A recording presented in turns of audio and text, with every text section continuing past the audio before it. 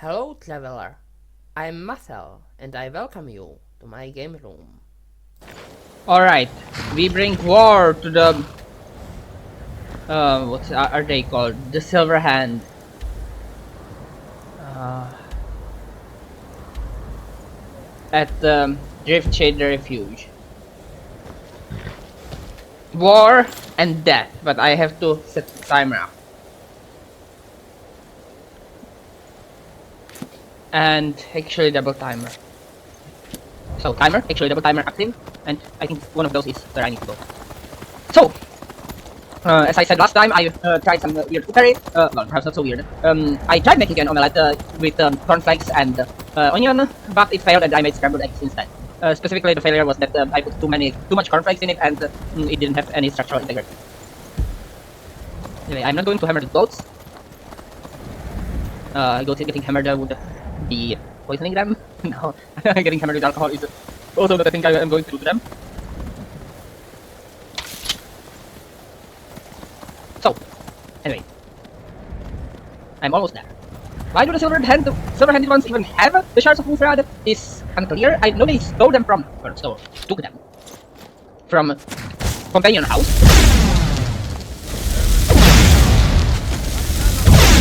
But why?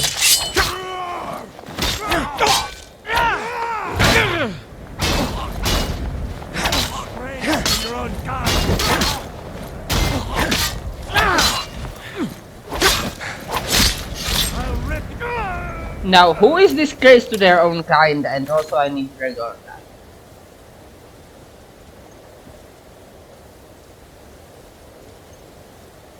Alright, regular time is re-enabled, but who is disgrace to their own kind?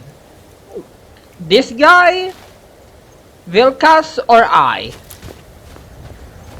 Also, where is my horse? Oh, there she is. This time didn't disappear. So what does the person up top have?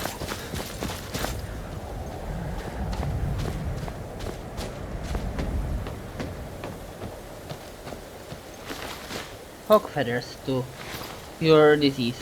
Funny thing is, they keep carrying cure disease ingredients or potions, but in this game, lycanthropy cannot be contracted via wound. So apparently they didn't update their tactics from when it could be contracted via wound 200 years ago. Anyway, let's go. And let me turn down the volume.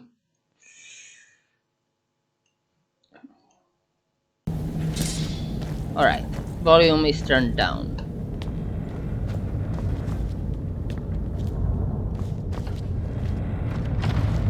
Huh?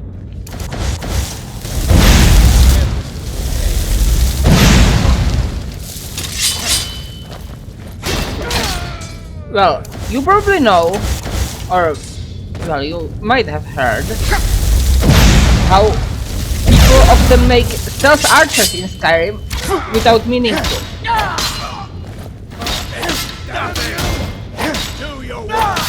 I think that's caused mainly by it being the best tactics in this game, though I think I already spoke about it some 100 years episode ago. Oh, another silver ingot, nice. Dwarven arrow. What does the person up here have? Money. Money is useful. Anyway, in the real world, silver, well, it doesn't kill vampires because they don't exist. But it's antibacterial,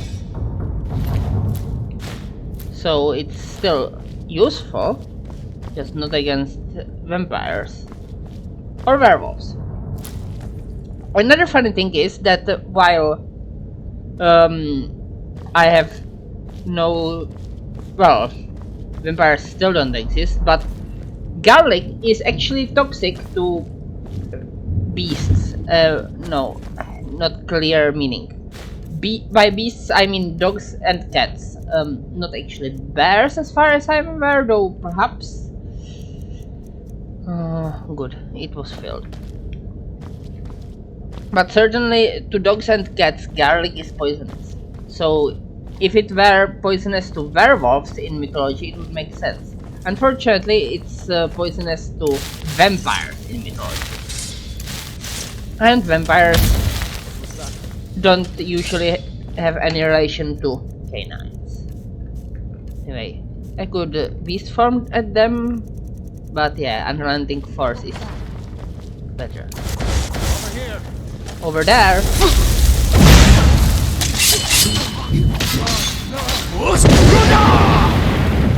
Yeah, fall over. Didn't actually die from falling over though. And do you love your challenger? Do you love the space shuttle challenger? True Nords never back down. And do they ever back up?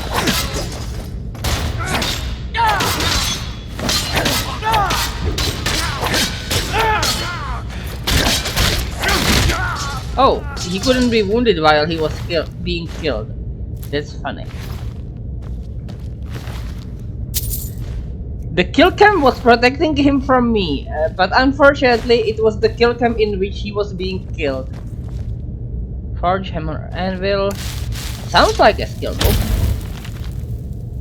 Isn't, and I'm going to be reading all the books in the hostile fortress of, well, not Doom really. The only people getting doomed are the silver-handed ones.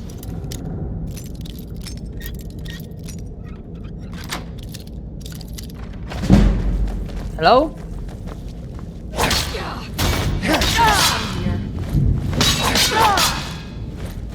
I'm aware you didn't want me to come here, but, well, too bad for you, silver-handed one.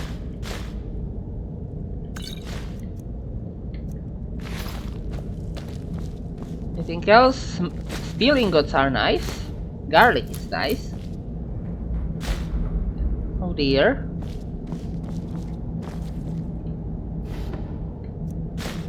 Crow's iron, not to be confused with constipated iron, which is what I first read it as. Harvesting, huh? Worth for the selling. Am I going the right way? Yes.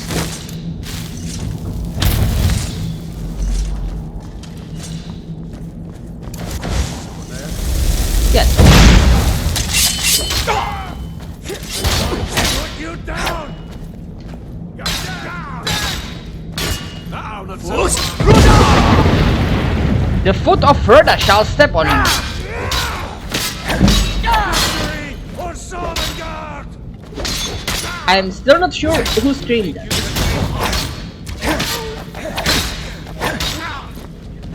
Well, Vilkas has that guy.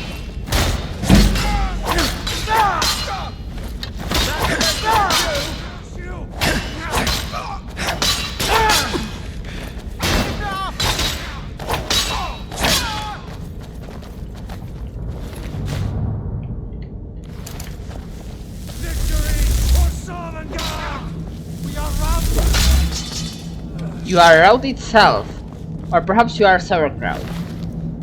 Are you sauerkraut? No, you are a dead person. You're not a plant.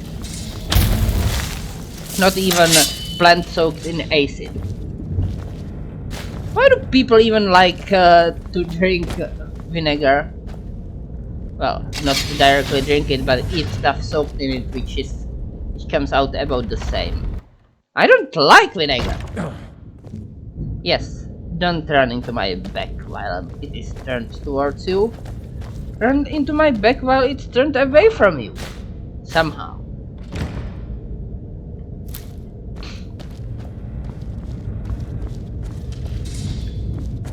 That sounded like a blade being drawn. Time to end this little. Do you seriously want the game over?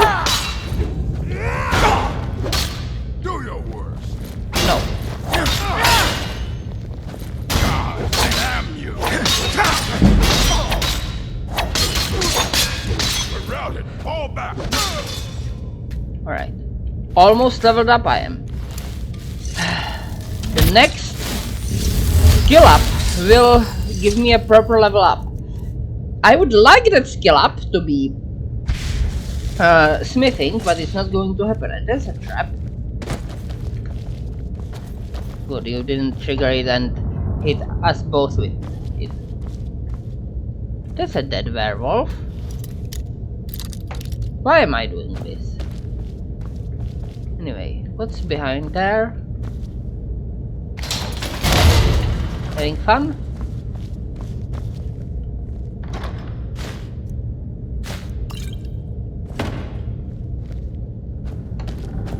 Right. Nothing important.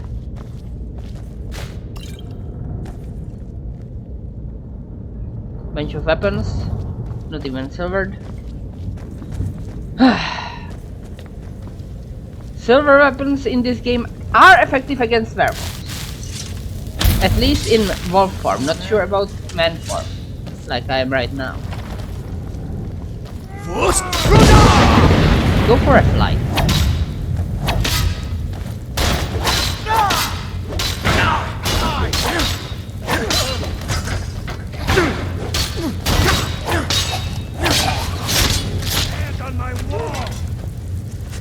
What? A hand on your wall? Do you have a wall to put a hand on? Well, you're dead.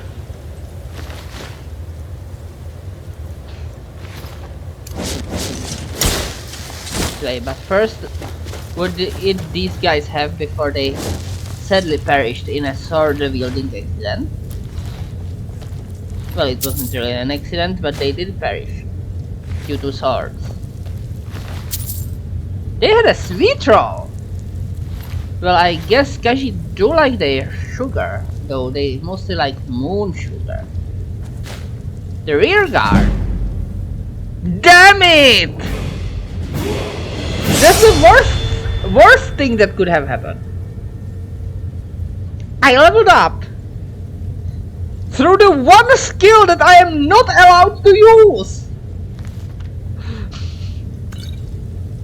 Now what do I do? One rule says that I have to put a perk into the skill that got me over the level. The other says that I cannot use the skill. I cannot use it. There is no rule saying I cannot put perks in it. Health, stamina, health, magicka. Health, stamina, health, magicka. So now I've got a totally useless perk.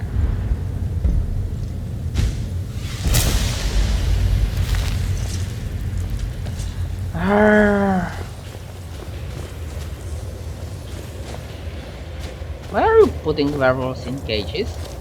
How are you putting werewolves in cages? They are people most of the time.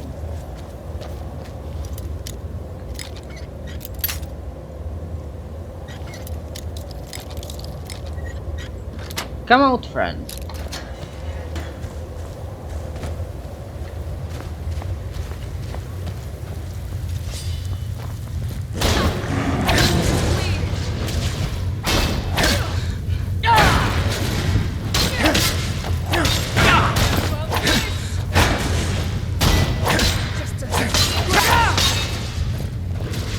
Where are my friends?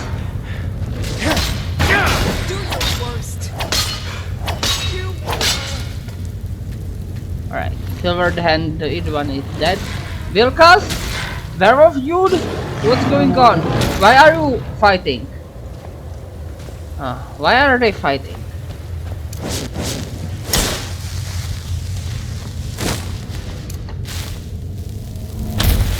Well, I'm not going to kill either one of them. Huh? Time to start this little game.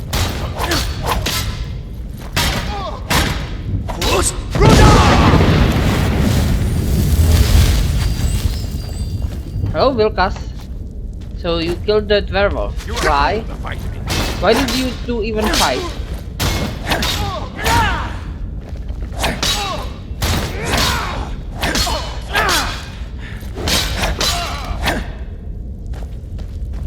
Archer? Your arches are insufficiently high. You need to hire an architect to increase them.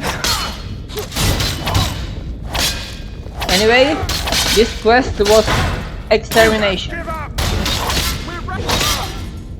You are Ra? An interesting claim for one who was dead.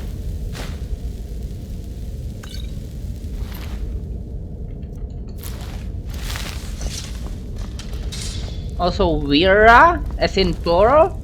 Several of you are Ra together. How are you managing that? Some form of shared godhood? If you do that, that would be quite impressive.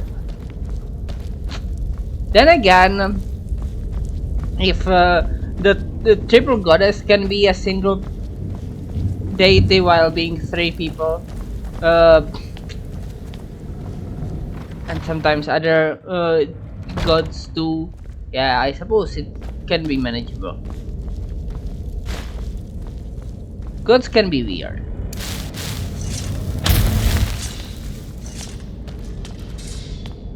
Over here. Hello, silver-handed one.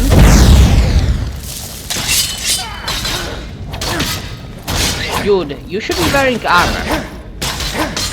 But first, let me take out the archer. Or at least take him into the melee.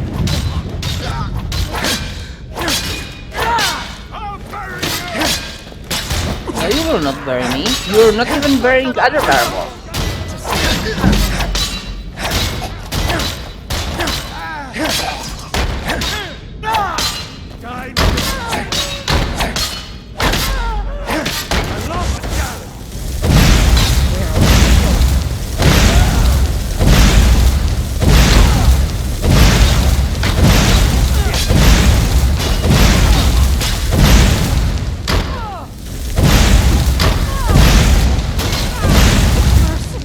No.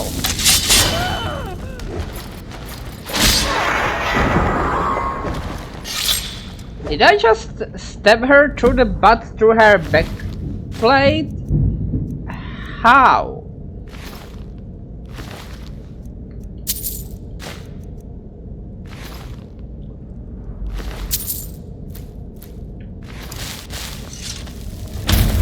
Anyway, that's the extermination done.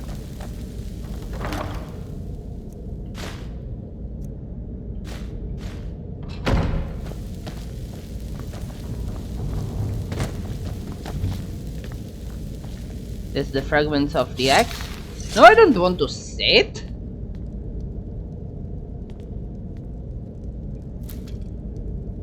Morning Star, one-handed, that's at least useful. It's about Alma Lexia.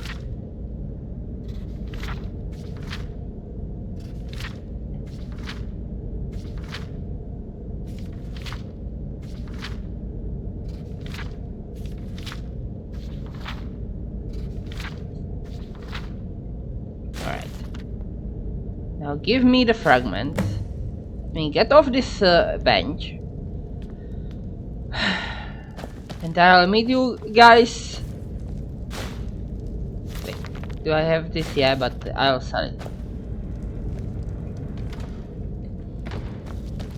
If there is nothing blocking my way, which there was a door bar, but it was barred from this side, I will meet you guys back at Jorvask. Alright, I've arrived to Jorvasker, slept, and... The others have probably prepared Kodlak's funeral by now. The others have probably prepared Kodlak's funeral by now. Come up to the Sky Forge to pay your respects. yeah, let's...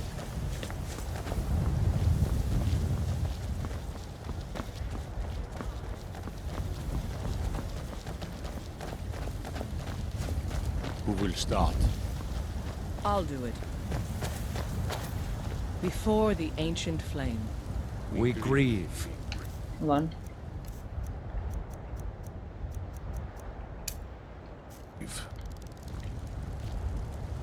At this loss, We weep. We weep.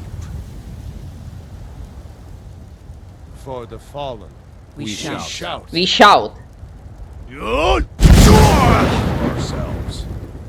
We take our Take leave. our leave.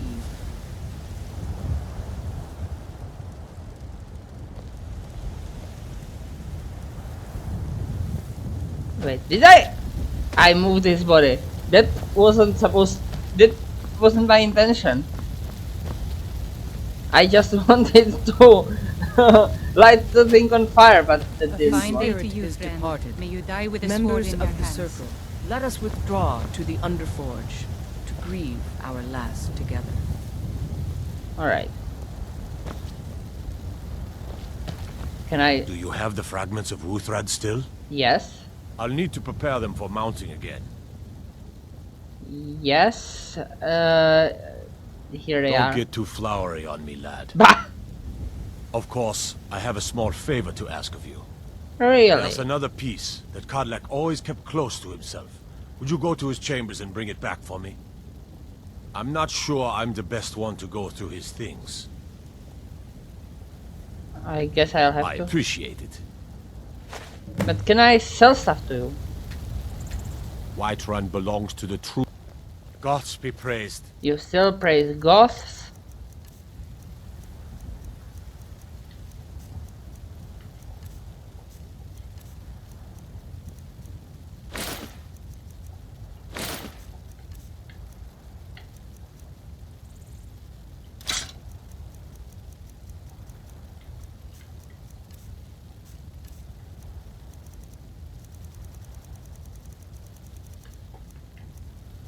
Cure disease.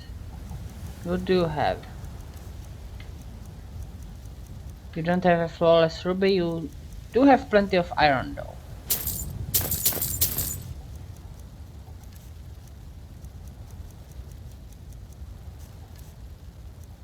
Fresh sword? No, I'm not buying that. Thanks. Not now.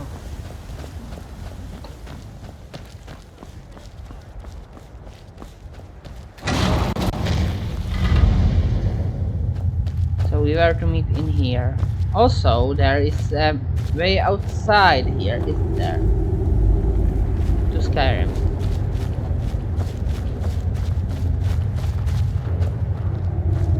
I wonder, something I'd like to know. Would it technically be possible to enter Whiterun without talking to the guard? Oh. No. Because this is one way. Well, I'll meet you back in there.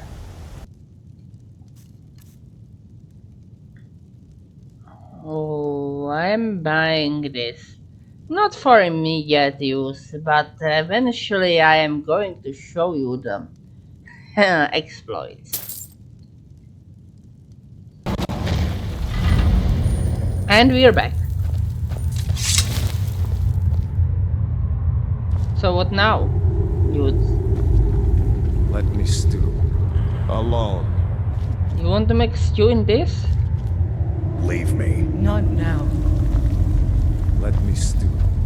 Alone. So what are we doing? What are we waiting for? Oh, retrieve Kodlak's fragment. I am part of the circle, but they just want to make stew. They don't even bring any meat in there. What are they making stew out of? And I know it's not Kodlak because they burned him before this whole stew making process. Yeah, I know stewing also means brooding, but I am making fun of them. And no, I don't have someone here talking with me. I am just predicting what you might respond. Song of the Return. Anyway. So what did Kodlak have? He was throwing around boiled cream tree. Or cram tree, perhaps. Who like to gyrate. Oh, that's why.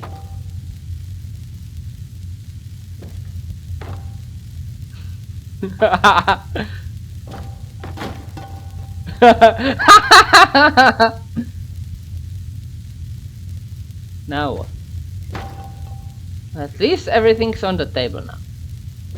Anyway, Stone of Barentia. He still owns the bed. I can sleep in the dead man's bed. Fragment of Uthrad. Good luck's journal. What does it say in his journal? In my dream, I see the line of harbingers start with Isgramor. Each of them ascends to Sovngarde until we come to Tadfig, who first turned us to the ways of the beast. He tries to enter Sovngarde, but before he can even approach Tsun, he is set upon by a great wolf, who pulls him into the hunting grounds, where Hirsine laughs with welcoming arms. Tadfig seems regretful, but also eager to join Hirsine after a lifetime of service as a beast. Then I see every next harbinger turn away from Sovngarde and enter the hunting grounds of their own accord, until it comes to me, and I see Great Tsun on the misty horizon beckoning me. It appears I have a choice, and then at my side a stranger I had not seen before. As I look into his eyes, we turn to see the same wolf who dragged away Tadfig, and he and I draw weapons together. I realize this is only a dream, but a strong enough dream to inspire a man like me to take to writing, so it must be of some import. I've spoken my thoughts to the circle, withholding the part about the stranger, lest Skjor worry I will no longer seek his counsel, and I was not surprised to see them torn by it. Skjor and Ayla are strong in the ways of the beast, even seemed to suggest that the hunting grounds would be their choice of afterlife, if it were truly a choice. Vilkast seemed the most troubled. The boy is as fierce as a saber cat in battle, but his heart's fire burns too brightly at times. He felt deceived, and I don't blame him. Farkas didn't know what to think, but I believe he will come around with me and his brother eventually. He usually does. I don't know what to do about Skjor and Ayla. I know they respect the companions and me, but they take to the blood more deeply than the rest of us. Fortune smiles upon us. Yesterday, Vilkas was telling me how difficult it had been for him to give up his transformations. Until we can pursue a true cure, the twins and I have chosen to not to give in to the beast blood. For me, it provided a clearer head, but Vilkas seems to be suffering a bit for it. Farkas seems completely untroubled. That boy continues to amaze with his fortitude. While Vilkas was confiding through the shadows of Yarvaskar, I saw a newcomer approach who wished to join our numbers. It was the stranger from my dream, the one who would stand with me against the beast. Vilkas began speaking obliquely, not wishing to air our problems in front of our guest, and I had to be doubly cautious not to reveal anything of our secrets to the newcomer, while also not revealing the details of my dream to Vilkas. I don't know how the politicians deal with these sorts of machinations daily. In any case, I've sent Vilkas to test the newcomer. We'll see if he is truly the great warrior I dreamt of. This newcomer, it seems, is made of decent stock. He calls himself Mathel. It's I, Mathel! And has already impressed some of the circle with his metal. No, with his muscle. I still keep my own counsel on his place in my dream, for now. Let us see what kind of destiny he is carrying before hitching to him. In the meanwhile, I look for ways of cleansing my blood. The writings and legends on the subject are sparse and contradictory. I don't wish to engage any wizardry on this matter, but I fear they may be the only ones who best know how to navigate these worlds of knowledge. It's apparent to me that the Tadfig's choice to turn us was indeed a mistake. Magics and their ilk are not in keeping with the spirit of the companions. We face our problems directly, without the needs of such struggle. I can only hope to guide us back to the true path of Isgramor before the rot takes me. Mathel continues to impress. I don't know yet where he will stand on the question of the blood, but the question has not been presented yet. He does know that we carry the beast blood and appears curious about it. Soon enough, I can explain our travels and hopefully see what role he will play. I am amazed that Ayla thinks she can keep a secret among this drunken rebel, especially with the loss of Skjor. My heart aches. Emotions are fraying, and the walls of discretion are the first to fall. Apparently, she and Mathel are waging their own separate war against the Silver Hand, in retaliation for Skjor's death. Their hearts are noble, but the course of vengeance is running hot, and I fear the counterstroke may come if they do not rein in their fury. Mathel shows valor though, even in this more underhanded time. We have not had cause to speak much, and this is something I deeply regret. I have high hopes for his destiny, as I realized that his appearance in my dream may indeed mark him as the harbinger to succeed me. Oh no! I have received few dreams over the course of my life, but when they come, I have learned to trust them.